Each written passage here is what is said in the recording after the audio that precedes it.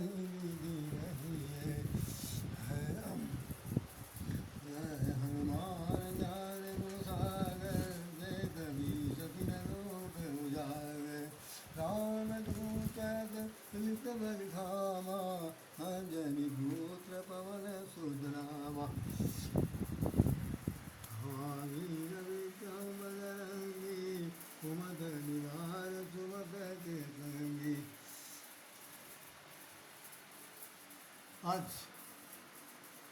लखनऊ में मनाए जाने वाले बड़े मंगल के त्यौहार का ये अंतिम पांचवा बड़ा मंगल है। इसमें उत्तर प्रदेश की राजधानी लखनऊ में इस वर्ष जेठ मास की पांचवा मंगल है जो अंतिम मंगल के रूप में संपन्न हुआ और इस संबंध में बहुत बढ़ चढ़ करके लोगों ने हिस्सा लिया। बहुत से भंडारे हुए, बहुत से पूजन हवन इत्यादि सब कुछ हुआ। कोई ऐसा कार्यक्रम का काम नहीं हुआ जो संपन्न हुआ। इस बीच में हमारे आपके 3 लेख सामने छपे हुए उन्हें देख सकते हैं कि सब सुख नहाई तुम्हारी सरना, सब सुख नहाई तुम्हारी सरना, ये इसमें लिखा हुआ है और इसके अंदर हमारे नाम भी कहीं आप देख सकते हैं। हमारा नाम भी लिखा है राधेश्याम राधे। और ये लेख हमारा छपा हुआ है, इसमें भी कहीं पर नाम जो है बढ़ सकता है आपको जो राधेश्याम राधे के रूप में दिख रहा है। इसमें लिखा है कि पौंतरे संकट हरण मंगल मूर्ति रूप राम लखन सीता सहित हृदय बसहु सुभूप। और साफ साफ इसमें ये भी लिखा है कि बड़े मंगल पर ये विशेष हमारा आर्टिकल छपा गया। इसके बाद एक तीसरा लेख है जिसमें विद्यामान गुणीय चातुर राम काज करने को आतुर। बड़ा मंगल के ऊपर विशेष रूप से लिखा गया बड़े मंगल पर विद्यावान गुणीय चातुर राम काज करने को आतुर। ये देखें आप, इसमें भी मेरा नाम कहीं पर छपा हुआ है राधेश्याम राधे के रूप में। यह पढ़ रहा हूँ आपको जो देखिए। आइए हम लोग इस पर 2 मिनट चर्चा करते हैं।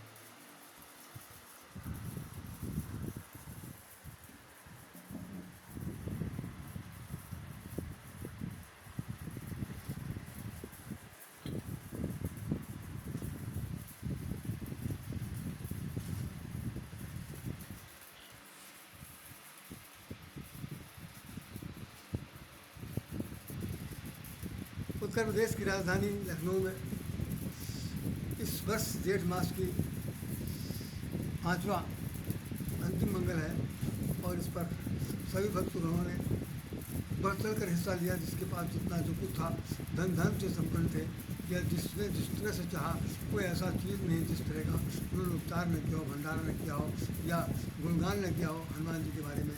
निरंतर जैसे अंत लिखा हुआ जय हनुमान ज्ञान गुण सागर जय कपीश त्रिलोक उजागर राम दूत अतुलित विधामा अंजनी पुत्र पवन सुतनामा। तो वास्तव में हम आज वक्त आपको सामने क्या चीज़ बताएं क्या न बताएं, तो छोटे संक्षेप में आपसे बता दे रहा हूँ कि वास्तव में हनुमान जी के जीवन चरित्र पर जितना कुछ कहा जाए एक पूरी ग्रंथावली लिखी जा सकती है। और लिखने को कहे कि भाई वर्णन करने के लिए है ही नहीं कि क्या वर्णन किया जा सकता है हनुमान जी ऐसे अद्भुत, ऐसे चरित्रवान, ऐसे गुणवान। तो अब जैसे हमने आज महसूस ये किया कि भाई हमने भगवान जी हनुमान जी से पिछले 4 दिनों से कुछ 4 मंगलवार से कुछ न कुछ मांग रहे हैं, तो कम से कम 5वें मंगलवार को तो कुछ अंतिम रूप से जो कहना चाहिए कि कार्यक्रम का उपहार है या लोगों का ये उपसंहार है, तो उपसंहार का वर्णन इस तरह का किया जा सकता है। जैसे मैं कहूँ कि भाई ये लिख सकता हूँ, कभी कह सकते हैं हनुमान जी हमारे गुरुजी बन जाए। हम उनसे गुरु दीक्षा धारण करना चाहते हैं, लेकिन यदि बाई दी वे हमें शरीर नहीं मिल सकते हैं तो उनके स्वरूप को हम लोग हृदय से हृदयंगम करें। तो हनुमान चालीसा के संदर्भ में साफ साफ लिखा हुआ है कि कृपा करो गुरुदेव की नाई। तो कृपा करो गुरुदेव की नाई, अगर आपको कृपा करना ही है तो हनुमान जी से ये दास कहता है, हनुमान जी से सेवक कहते हैं, हनुमान जी के जो पुजारी हैं, हनुमान जी के जो भक्त हैं या हनुमान जी के प्रति जो समर्पित सेवक हैं अब तक, उनसे उनकी तरफ से एक बात कही जा रही है कि कृपा करो और कुछ ना करो तो गुरुदेव को नहीं। तो गुरुदेव की क्या खास बात विशेषता हो सकती है? तो सबसे पहली लाइन आपने पढ़ लिया होगा कि विद्यावान। पहली बात आपके गुरु जी कहते हैं विद्यावान है, विद्वान है, गुरु जी बहुत विद्वान है। और उसके बाद दूसरा गुण क्या है? विद्यावान गुणी गुणवान है, और साथ साथ ये है कि चातुर चतुर है। चतुर किस चीज़ में है? किस चीज़ में चतुर है भाई? कि हमारे आपको धोखा खरीद लेंगे? नहीं। चतुर किस बात? राम काज, राम काज कीने बिना मोहि कहाँ विश्राम, इनकी बहुत बड़ी चतुराई है। हम लोगों की चतुराई क्या है कि काम काज कीने बिना मोहि कहाँ विश्राम, हम अपने काम काज में विश्राम नहीं लेना चाहते। और हनुमान जी कह रहे हैं कि राम के काज के बिना मुझे मुझे संसार में विश्राम नहीं मिल सकता। तो जो संसार के काम के लिए, जगत के प्राणियों के कल्याण के लिए जो भगवान का दास बन करके इस धरती पर बैठा हुआ, लिखा है आपने सब पढ़ा होगा कि राम नगरिया राम की बसे साजो तीर, अचल राज महाराज की चौकी हनुमत दी। कि हनुमान जी को भगवान जी जब जाने लगे तो उन्होंने वहाँ पर चौकी दे दिया। हनुमान गढ़ी जो बना हुआ है वो उनका एक देवालय है, बहुत बड़ा देवस्थान है। उस पर वो बैठ करके उनके जितने भी राम के भक्त हैं या राम के अनुयायी हैं, राम नाम के गुणानुवादी हैं, उन सब की सेवा करने के लिए वहाँ पर बैठे हैं। तो चौकी हनुमत भीड़, फिर वहाँ पर बैठते हैं और वो इस कलकाल में जीवांत देवता होकर के सबका कल्याण करते हैं। मेरी तो सबसे ज़्यादा सबसे प्रार्थना ये है कि उन पर कितना वर्णन किया जाए। वर्णन करने के लिए तो बस यही कि यही वर्णन किया जा सकता है कि हनुमान जी विद्यावान गुणी था। और दूसरी खास बात क्या है कि जय हनुमान ज्ञान गुण सागर, जय हनुमान ज्ञान गुण सागर। तो ज्ञान के तो सागर हैं। अब सागर की तो लंबाई चौड़ाई घुटाई तो कुछ पता नहीं चल सकती, लेकिन जो गुणों का सागर होगा वो कितना गुण दे सकता है। वो गुणवान तो कह दिया गया, बुद्धिमान भी कह दिया गया, शास्त्र भी कह दिया गया। और साथ साथ ये है कि अगर आप देखें तो सुंदरकांड में जामवंत ने उनको साफ साफ कह दिया था कि राम काज लगे तो अवतारा। जामवंत ने कहा कि तुम्हारा अवतार राम के काम के लिए हुआ है कि सुनते भव पर्वताकार। और वो उनसे पूछते हैं कौन सो काज कठिन जगमाई, कौन सो काज कठिन जगमाई, जो नहीं हो तात तुम पाई। ऐसा कौन सा काम है संसार में यह हनुमान जी आपसे पूरा नहीं हो सकता। तो वो कह रहे हैं कि राम काज लगी तब अवतारा, सुनते भय वो पर्वताकारा। पर्वत के आकार के हो गए तो हम लोग जीवन में पर्वत के आकार के तो नहीं हो सकते उनके दास होकर, लेकिन इतना जरूर हो सकता है कि उनकी आकृति को, उनके स्वरूप को, उनके सौरवीरता को, उनकी शक्ति सामर्थ्य को हृदयंगम नहीं कर सकते तो कम से कम अनुभूत जरूर कर सकते हैं। और ये इतना कह सकते हैं कि हनुमान जी हमें, आप गुरु हैं और गुरु बन करके हमें दीक्षा दीजिए चाहे ना दीजिए, लेकिन कम से कम चरणों का दास बनाए रखिए। तो गुरु की बहुत बड़ी विशेषता होती है। गुरु अगर चतुर नहीं होगा ना तो जितने भी चेले चापड़ हैं ना वो गुरु को बेवकूफ़ बना देंगे। तो गुरु को बुद्धिमान होना बहुत ज़रूरी है। इसीलिए गोस्वामी ने शुरू में ही लिख दिया कि हम जो हनुमान जी हैं वो कैसे हैं, विद्यावान और गुणी अति चातुर। अति चातुर, चातुर के साथ भी एक विशेषण लग गया है कि अति चातुर, बहुत ही चालाक है। चालाक की समझ में है कि उनको रजोगुण तमोगुण तीनों गुणों से वो मुक्त हैं। उन्हें कोई भी किसी प्रकार के गुण अपनी तरफ आकर्षित नहीं कर सकते। तो क्या कर सकते हैं, वो हमेशा राम में श्री राम जय जय राम, श्री राम जय जय राम। आपको बुलाए तो क्या हुआ, ये लिखा है ना, प्रणव पवन कुमार खल बन पावक ज्ञान जात हृदय आगार, बसई राम सर चापदर। जिसके हृदय में भगवान राम लक्ष्मण और ये ध्वज बाण लेकर के निवास करते हैं। और उन्हीं के लिए लिखा गया है कि पवन तनय संकट हरण मंगल मूर्त रूप, राम लखन सीता सहित हृदय वसों स्वरूप। हर दास की प्रार्थना होनी चाहिए, हर भक्त की प्रार्थना होती है कि हे भगवान, हे हनुमान जी महाराज, आप देवों को देव हैं, आप हमारे हृदय में निवास करिए।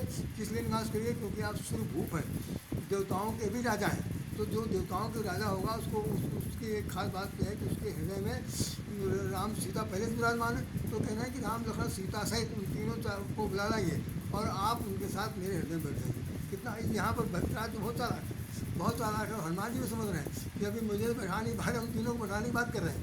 लेकिन चलिए कोई बात नहीं, कि हम लोगों की दुर्बलता भी हो सकती है, सद्बुद्धि भी हो सकती है, विवेक भी हो सकता है और थोड़ी देर के लिए अल्पज्ञता भी हो सकती है। लेकिन कुल मिलाकर के है कि हनुमान जी की शरण के थोड़ा जो व्यक्ति है उसे जैसे भगवान राम कहते हैं कि शरण गए पर राखिए सब अपराध विदार, जैसे हनुमान जी भी हमारे बहुत परम प्रिय हैं, बहुत उदारचित हैं। क्योंकि उनका नाम है कि संतन के प्रभु सदा सहाय, जो संतों की सहायता करता है, जो संतों जैसा है वो संत है, संत है, संत हृदय है। तो जो संत है ना, तो वो संत की सबसे बड़ी विशेषता होती है कि पर दुख सहाय संत पुनीता। जो दूसरों के दुख को देख करके खुद दुखी हो जाए पर दुख द्रवई संत पुनीता, दूसरों को दुख करके जो दुखी हो सकता है देख करके, वो उससे ज़्यादा पुनीत पवित्र संत कोई नहीं हो सकता, और वो हनुमान जी थे। हनुमान जी बहुत जल्दी दृढ़ हो जाते हैं, लेकिन जितने भी दानवीय प्रकृति के लोग हैं, राक्षसी प्रवृत्ति के लोग हैं, तामसी प्रवृत्ति के लोग हैं, उनसे उनका बिल्कुल कोई नहीं, दूर दूर तक लेना देना नहीं, वो खुद ही करके मारे भागते हैं, सामने नहीं आते। जैसे भूत पिशाच निकट नहीं आवे। अब भूत माने आप समझे, भूत तो भूत, दूसरा भूत माने प्राणी, जो ऐसे प्राणी जो बिल्कुल दुष्ट प्रकृति के होते हैं, राक्षसी प्रवृत्ति के होते हैं, वो हनुमान जी का नाम सुनते भाग खड़े होते हैं कि मैं भी गदा एक तरफ घुमाया तो गए, फिर तो बच नहीं सकते किसी कीमत पर। तो ऐसी स्थिति में हनुमान जी की जो सज्जनता है, उनकी कहना चाहिए कि बहुत ही गुणवत्ता है, उससे भी इतना है कि हम भगवान राम के हैं, राम हमारे हैं। जो जिसने इस मन को अपने मन में बैठा दिया कि राम मेरे हैं, हम राम के हम राम जी के राम जी हमारे हैं, तो ऐसी स्थिति में जहाँ पर ये स्वीकारोक्ति हो गई, सेल्फ एक्सेप्टेंस हो गया कि राम जी हमारे हैं, हम राम जी के हैं, तो वहाँ पर हनुमान जी अपने आप खुद ही आ जाएंगे, भाई ये तो राम का आदमी है, हमारा भी काम राम का है, तो हम राम का काम करें।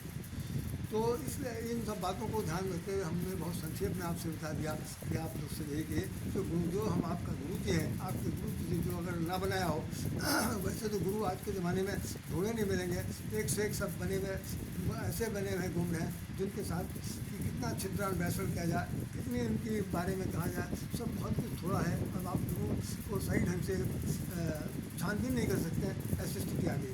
और भरमार है कदम कदम पर, जिसको देखो भाई हाँ गुरु चेला पड़े बड़े घूम रहे हैं, जिनको कुछ नहीं आता, कोई तमीज़ नहीं, रास्ता नहीं दिखा सकते, फिर भी वो भी गुरु बनने की बात करते हैं।